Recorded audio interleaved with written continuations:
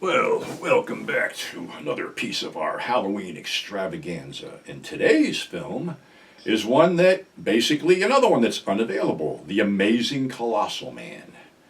And this was an AIP release, mid-50s, I believe. And it starred Glenn Langdon and was directed by Burt I. Gordon. So you know what you're in for with that. So what happens is that they're going to do a plutonium bomb test.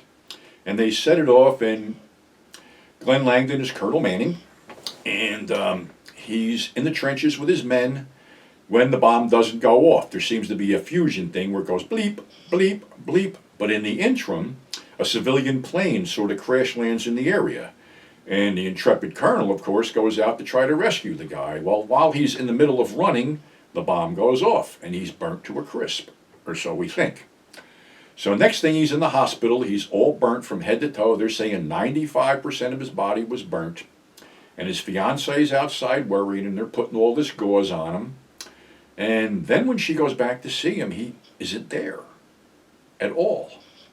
So she finally tracks him down, and when she finally finds him, he's laying in this room, and he's about 18 feet tall. This is the effect of the plutonium bomb, which they're basically arguing back and forth that it could never happen and stuff like that. So he just keeps growing and growing and growing, and he gets to the point where he's screaming, "I just don't want to grow anymore." Well, they're trying to figure out a way to stop his growth, but in the meantime, his mental state, shall we say, is going. So they come up with this thing that basically if they inject it in the bone marrow, it will stop him from growing and maybe reverse the procedure. Well, they come up with this super duper huge hypodermic needle, which they ram into his leg. He reaches down and pulls the needle out, looks at it, and throws it like a dart and takes out one of the guys that did it. Then he goes on a complete rampage through Las Vegas, knocking shit down, trees, throwing stuff at cop cars. I think that cowboy guy he breaks up and throws down and stuff. And it keeps on going until he's trapped on Boulder Dam and then shot off a Boulder Dam and falls to his death in the rubble below. Well, shit, we got a good thing going here. We don't want to end it. So, of course, a year or so later, we had the sequel, War of the Colossal Beast. Well, Glenn wasn't around, so they got Dean Parkin to play the monster. And this time, from the fall, half his face has been scraped off. He's missing one eye. You can see his skull and all that other good shit. Now, here's another segue.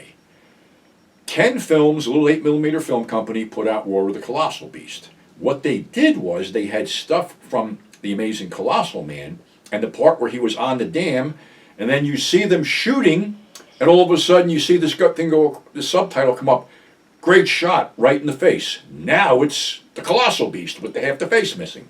So I thought it was sort of cool the way they did that. And of course this one, continues. He's alive, he's down in Mexico, he's robbing food trucks and eating the contents of the truck till they capture him, bring him to civilization, lock him in an airplane hangar, yada, yada, yada. I believe it's his sister this time that's after him. And he's completely lost his mind, and he gets away, and he's out by a planetarium, and he's got a school bus full of kids, which he's holding over his head and going to throw, when his sister finally gets through to him and talks him down, and then something clicks in his brain where he realizes that that's his sister, he realizes what he is, and he walks over to a group of power lines and grabs them. And this is where the film turns into color. You see him get fried, and you see him disappear.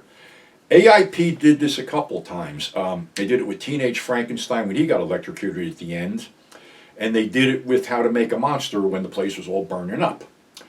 So right now the problem with The Amazing Colossal Man is that I believe James Nicholson's wife still owns the rights to that and a handful of other films, and we've yet to see them be released. And the sad part is, I don't know what the holdup is, but it's like if this woman passes away, what's going to happen to the rights of all these films? And at that point, is anybody really going to remember them? Because you're talking It Conquered the World, Terror from the Year 5000, Invasion of the Saucermen, and a handful of other ones. So it's really a shame that the greed of one person has kept this shit from getting back into the fans' hands. So that's our show for today. Thanks for subscribing. Thanks for tuning in, and we'll have more for you tomorrow.